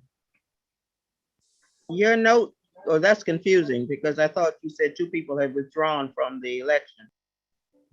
No. Okay, any other questions? Yes, I want to know about the fundraiser. I am. That's what we got to finish with. The election was important. We got to deal with that one first. Okay, anything else on election? Okay, now moving to the popcorn fundraiser. I want to thank all of the units who set up popcorn stores. And let me say this to you, I'm going to be telling you the standing of all of the units that participated, but I also want to tell you that I spoke with, and also with some other units, and they had told me that instead of participating in the actual popcorn fundraiser, that many of their supporters in their communities wanted to donate directly to the state conference. So they're collecting those funds to donate to the state conference. And then those totals that they submit will be added to the totals. If they had a pop-up store, be added to those. If they didn't, they'll be added to the totals that we have reached for the fundraiser. And there have been at least 3 units who have made just outright donations to the state conference. And in addition to, we had some donations from Rossi Tolliver and Sadie Harper Scott, who donated $100 to the state conference, because we were talking to the members of the planning committee if they were inclined. So I have to say that I am really, my heart is touched by the outpouring of love and understanding that was shown to the state conference. And with respect to the popcorn fundraiser, which I found to be more fun than I had anticipated, with my periodic updates as to where everybody was, kind of the competition. I think that many of you enjoyed the competition. And certainly it's certainly not meant that anybody should feel, that they didn't contribute, and even a dollar, because you got into the fun of the thing. So as it stood at the conclusion of the 4 days, because it was only for 4 days, and I like that it didn't drag out, on the leaderboard, it's the top person, the top unit was Lafayette. And I'm going to give you the amounts that they raised, because it all goes into how much monies go to the state conference. In fact, I can give you that part first. With respect to the amount of money that we'll be receiving from Double Good, we will be receiving $5,718 from the Double Good popcorn people. Our event raised $7,000, $437. There were 182 supporters of the various pop-up stores, oh, they usually give me a report that told me how many states we reached, because it wasn't just limited to Indiana. We asked everybody to send the link to their family and friends, you know, wherever they may be. So back to the leaderboard lineup. Lafayette ended up raising $2,726. Indianapolis came in second with $1,903. Gary Branch came in third with $1,707. Fort Wayne, which they really surprised me, came in fourth with 1,186, because they were sitting there at zero and I couldn't understand them at zero. Evansville, who started out as the leader for a long time, ended up at $772. South Bend had $767. LaPorte County ended up with $550. The state conference ended up at $549. Marion ended up with $357. Kokomo ended up at $255. Hammond Branch ended up with $209. Columbus ended up at $157. Muncie, which were real, they came on up because they were at zero a long time. They came up with $156. Elkhart came up with $88. Terre Haute with $29. And Al Green, which I still don't know who Al Green is. Anybody know who Al Green is? Nobody knows? Barbara, that's Reverend Al Green from Muncie. I mean, from Marion. Oh, so he just created a pop-up store? Yes, he did. He told me. Okay, yeah, his is $26. And Greencastle was the other one, and they did not have any sales. And let me go back and say this, that Hammond Branch donated $400 to us, to the state conference, which would bring their total to $609. Kokomo is donating $1,000 to the branch, which would bring their total up to $1,255. And Terre Haute is still collecting money so that from their members who want to, and friends who want to just make direct donations. So I have not been told, you know, like if they're still collecting what that amount is going to be, but I've given you all of the others. So this has been amazing. We thank you. Great job, everybody. Yeah. Yeah. No. How much did you say for the total to the popcorn place? To the 11,000 something. The total sales for the event was 11,437. That's all I needed. Okay, yeah. But I thought about that fundraiser before I even brought it to us. Was that, and because other groups that I'm in, they do other fundraisers and they have really low percentages, like 20%. And I thought with this one, what was nice about it, I said, well, they purchased the popcorn, they popped the popcorn, they packaged the popcorn, and then they shipped the popcorn. And so all we do is send out a link. That's all that we're asked to do. And I thought that was reasonable. And so it was great. It was great. I hope everybody enjoyed it. I don't think it's anything that we necessarily would be doing anytime again, but maybe but if you have a youth council, that might be something that your youth council might want to do, that you can support the youth council as you move forward.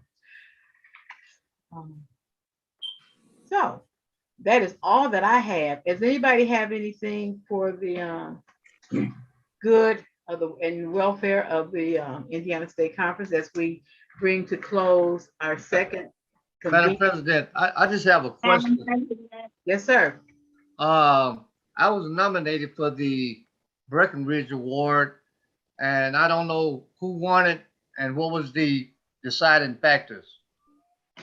Okay, Mrs. Cora Breckenridge won the Breckenridge Award, and so the committee, made the decision. I know that they considered your application along with theirs, which was extremely impressive. Who won it? Cora Breckenridge. Oh no, I can't. That's unfair. That's unfair. Yeah. Okay. I mean, it's her husband. I mean, He's Brother not part. Bugs, He is not part I of the gave you a award, deliberation. Brother Bugs. He I does. told you you weren't gonna win. He does not. He does not. Factor into the decision. There's a committee who evaluates all of the recommendations for all of the awards, and they come out with the winners. what was her deciding factor? I mean, what was it based on? What did she do? Well, she had 57 years of service in the NAACP. No, it said the last 3 years, not the total totality. It said the last 3 years. What have you done? Okay. That announcement was made earlier. I mean, if you missed it, you missed it. We know. Yeah, I said that I missed it. That's why I was asking the question because I did not know. Well, yeah, let's move on, guys. Let's move on. Let's move on. That's who won it. Madam President. Madam President. That's one. Yes, ma'am. What do you want to know?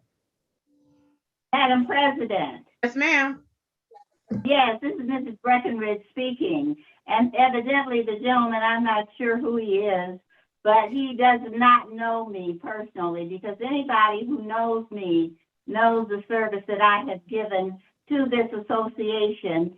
And I would like to thank the Indiana State Conference of NAACP branches for awarding me the Lauren Henry Franklin Breckenridge Award. And the second thing I would like for you to do is to please announce the winner of our Ollie Weeks Membership Award this year.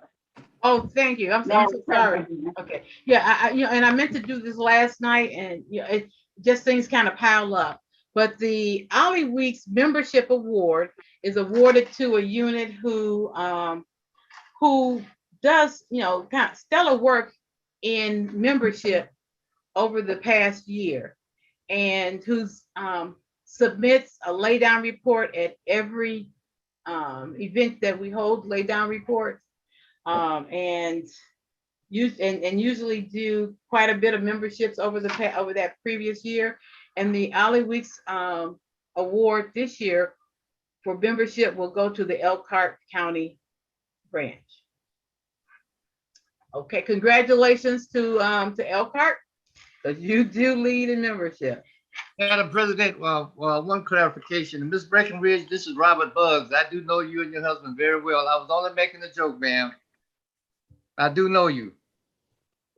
Okay. And Madam President. Yes. Teresa. Yeah, okay, Becky. I'd just like to let anybody know all of the awards presentation is available on for review, and you can go back and look at all of the awards and hear exactly what everybody was designated for the awards. Thank you, and I appreciate that, because not only the award ceremony, but the entire conference convening is out there on social media. On Facebook, and also for YouTube. You can go back to anything that you may have missed. It's there, and that was near to my heart was the Pearl Bassett Memorial. And I encourage, if you don't go out there and look at anything else, please go out there and look at the tribute to Pearl, because it wasn't a lot of anybody else talking. It was Pearl talking herself, and it just warms your heart. We've had, an amazing, and we have had amazing people to come to the Indiana State Conference, and she absolutely was one. And I know some people probably think it's disrespectful to call a 110-year-old woman Pearl. Some people might, say Miss Pearl or something. And, it's because she was, for me, she was timeless. She was ageless. I didn't look at putting her up because of her age as a statue. Certainly she was due, and I gave her all respect that she had. But she was just she was just Pearl and down to earth, and it just resonated. And I wanted, and every time I keep thinking about this, I forget to say I want to thank Jocelyn for all of the work that she did supporting Pearl. She would bring Pearl to these conventions. And she would make sure that Pearl was dressed and at all of the meetings and all of the luncheons and everything.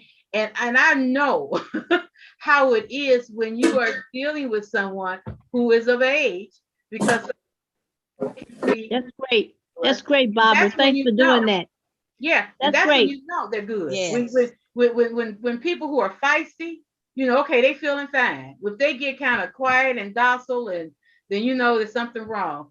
But but those are the kind of things, and Pearl was always feisty. So I thank you, Jocelyn, because you didn't have to do it. And many Yes. of us would not have. So I thank you for that. Yes. Thank you. So, Madam President, yes, ma'am. I would be remiss if I did not tell everyone thank you for these many years of supporting the State Planning Convention Committee. I've enjoyed it. The next time we meet, I will no longer be Assistant Secretary or co-chair of the Planning Committee. It's like turning my baby over, but I'm still around. I'll still be here to help. And I just want to say thank you to everybody. Thank you, Becky, for your years. Great job, you. Becky. Yes. Thank you for your years of service. Oh gosh, you have been invaluable, and you have now taught me. you have made a believer out of me as to what you actually did. Oh my God. I'm telling you. So I thank you. Anything else for the good and welfare? Miss Barbara, I want to tell everyone that has a birthday in the month of November, happy birthday. Yes, happy birthday. Happy birthday. Yeah, it would be me. And me. Oh, when's your birthday? And me. Okay, say everybody tell when their birthdays are. And me. My birthday is November 29th, and I would like everybody to send me $1 per year for my birthday. I will only be 76 on my birthday, so send me $76, y'all. That's a blessing. My hand is up, President Bowling. Okay, and what are you saying? We want birthdays too, Miss Linda. I'm sorry. Thank you. I know y'all on Zoom mode, but mine is a business request. From the Credentials Committee. I didn't run this by them, but we have the Front Runner Company doing the social media, etc. And I would like in the future for that company to give us the Google Analytics, the social media count and clicks, so we can get a truer picture of our observers, our Zoom links, and all of those other statistics that come with social media, so we can have a broader statistical report of what our reach is for this conference. And the donations. Thank you so much for that. Yes. And front runner should give us a donation. Thank you.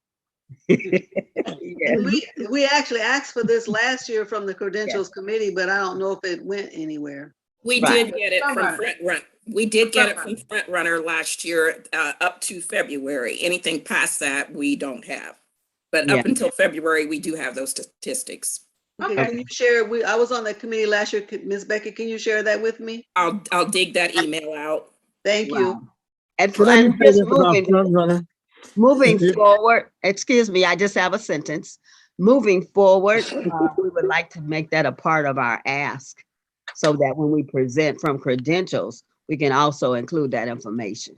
That's a good. The only issue was that I don't know that they necessarily had that information the last day of our convention. No, they wouldn't. Let me say this about excuse me, I'm certain that my ask is for what they have available at that time. So that's the ask. We'll ask that. Yeah, I think it's a good idea.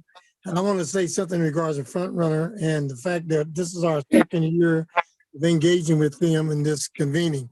I want the group to understand that they have been very liberal with us in terms of producing this convention, and they have been more than reasonable in terms of their price. Because when you go out and you put out a bid on what they're doing for us, I think you'd be surprised to what they're charging us versus what the market usually requests. But I think they've done well, and I think there's a lot more they could do. There's a lot more we can do to make it better if we have to go to convening again. I'm hoping that we don't have to convene again because we'd be better off live. But I did want us to know that they are a young company and an African-American company. And when you go out and you bid for what they are providing to us, you'll find that what they're charging us is more than you would imagine in terms of the savings that we're getting. Thank you. Okay, thank you so much. May I say something, Madam Chair? My hand's up. Go ahead. Okay. Go ahead, Crystal. Okay. Yeah, we have secured front runner for this year for our Freedom Fund banquet, and we have always gotten quotes working with some of our people from Marquise. And believe me, their prices are half the price. And we do need to support our African American media companies. That's something that we've always, the NAACP has always done. And we'll be hosting our national president as our CEO and our president and CEO. So it would only be a no-brainer to have Front Runner be the one that produced that as our media company.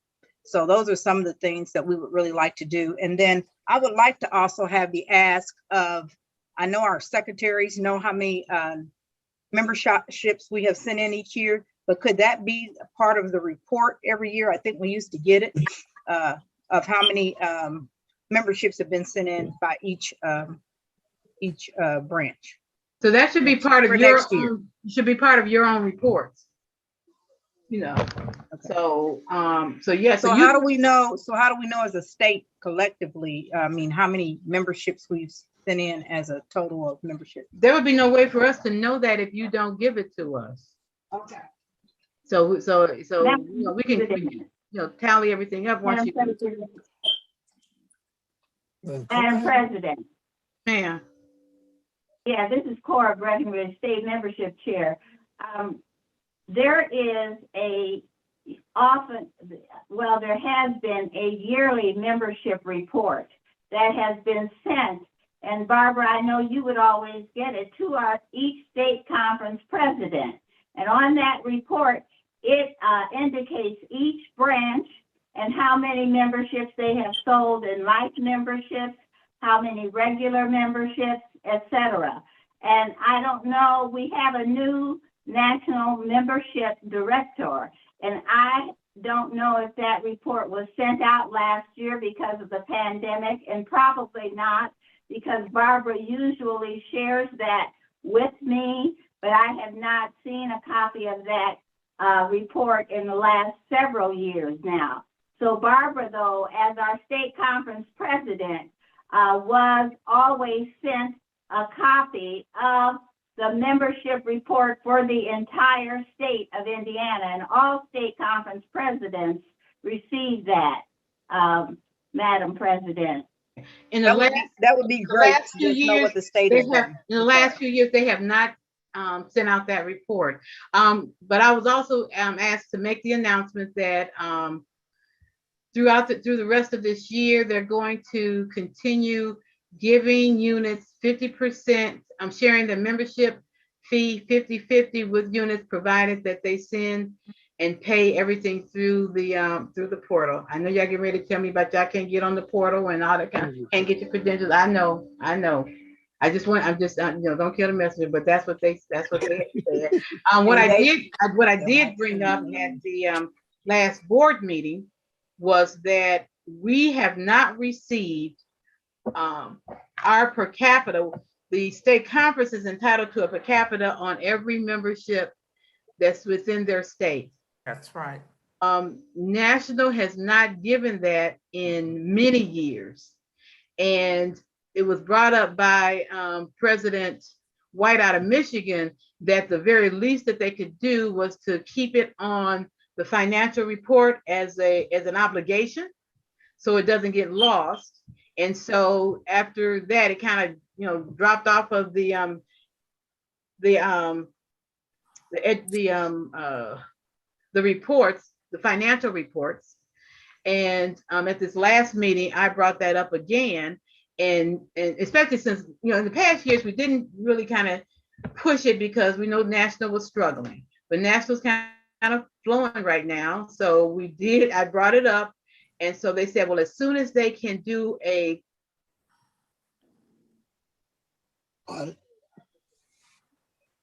It's frozen. I wonder what makes it freeze like that. You. Madam President, are you there? I think we lost you, Barbara. Are you present, Madam President? Madam President? Madam President? Madam President? Can anybody hear the president? You froze up. Okay, well,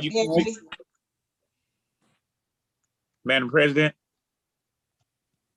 well, everybody know what has happened, and so I don't know how much more she had left on the agenda.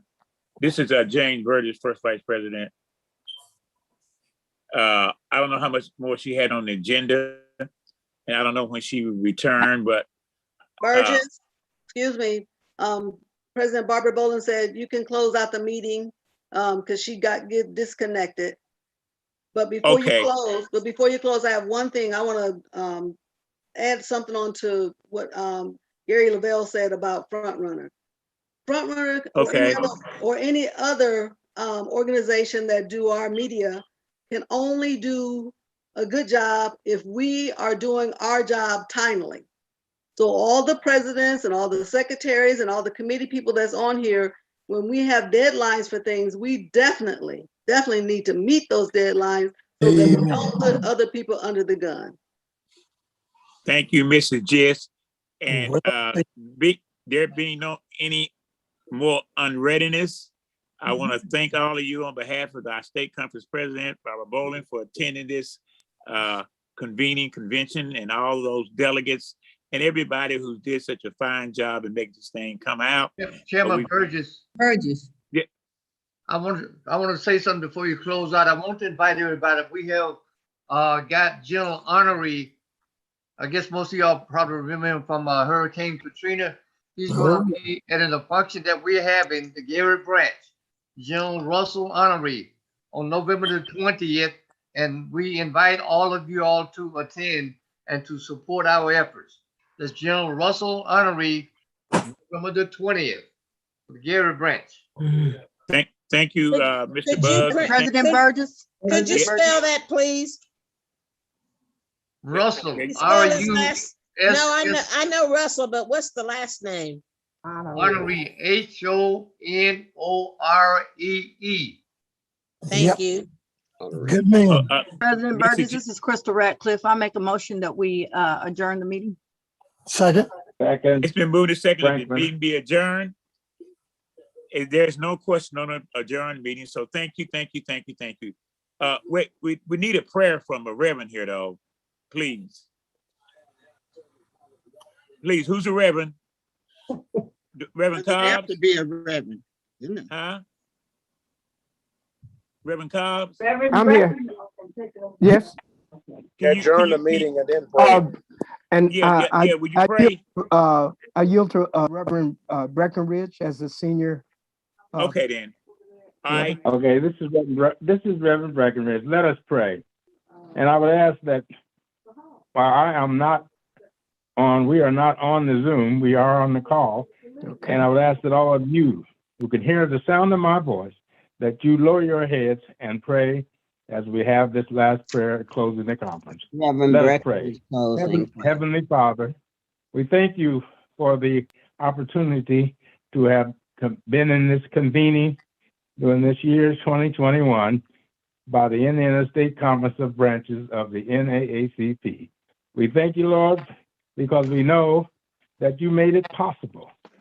We know that you have done what you told us you would do, and that you would never leave us, and that if we worship and praise you and give you all the praise and glory that you and you alone deserve, that you will be there for us when we need you. You have kept your word once again, Lord. But we know that you also know the work that remains to be done. You not only know what we have done throughout the years that since 1906, but you know what we've done now in this year, a year which appears to be the worst in the last 100 years. And we know that despite all the evil and all the works of destruction that the devil is doing, you still are in control. And again, you will bring us through it all.